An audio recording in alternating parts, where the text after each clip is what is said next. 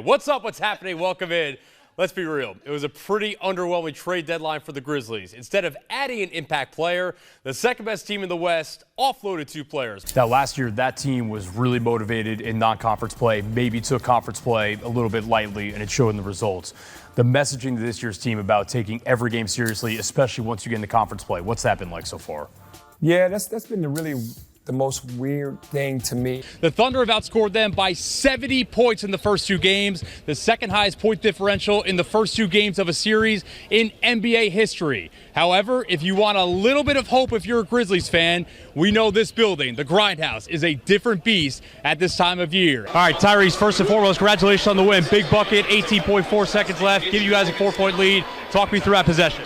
I know you're team first, but being able to say you are the program's all-time leader in passing touchdowns, passing yards, number of other things, I imagine has to be pretty cool. How do you view those? It doesn't take a rocket scientist to figure out. Memphis would be taking on all of the risk, and an enormous one at that, while the Big 12, a conference trying to keep pace with the SEC and Big 10, could count the millions and kick Memphis to the curb in 5 years if they wanted to.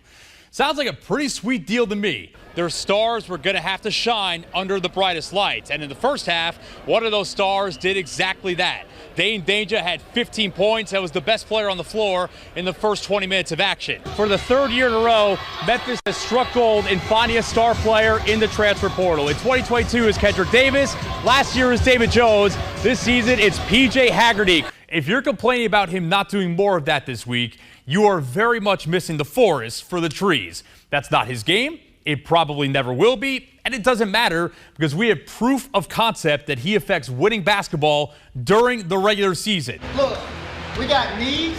Brian Hall joined the Memphis Police Department in 2003 and enjoyed the free food that came with it. Basically, I gained 40 pounds from the academy to 2007. Looking for a way to shed the weight, Hall found a community center in Raleigh that offered free MMA workouts. A 5-time wrestling state champion in high school, Hall was hooked. And I fell in love with it, and I went to one fight. A month later, I had my first fight.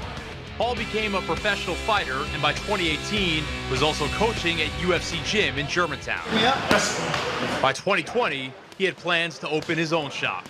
I found this beautiful place here off Park and Getwell. It was empty, abandoned, with cars and mattresses. The back of God Bod Fitness is where Hall planted his flag, but he needed a few things. First, a name. Someone gave me the nickname The Law because I'm a police officer for 21 years. And with the name The Law, when I was teaching classes, they came up like students. They was like, man, I'm going to law school today. And I was like, oh, that's a catchy name.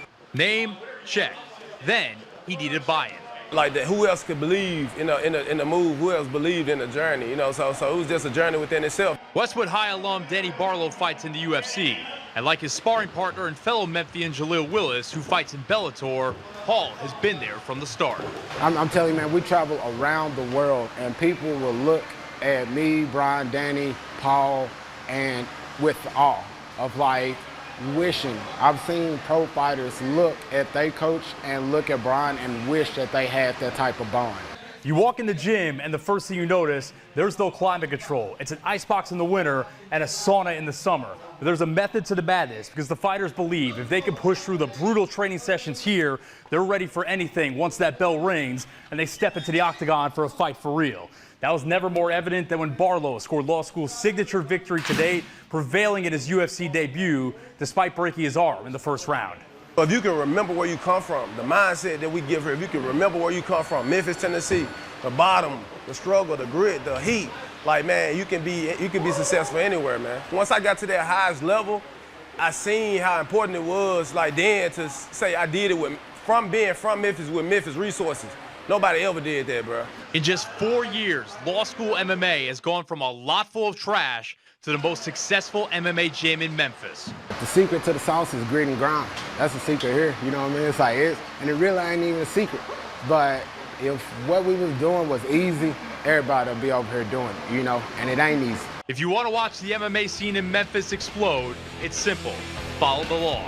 More people gonna start looking for guys, you know what I'm saying, coming out of Memphis with the Memphis resources. The world gonna see that we got a future champion here in Memphis. In the octagon, Matted Field, Action News 5.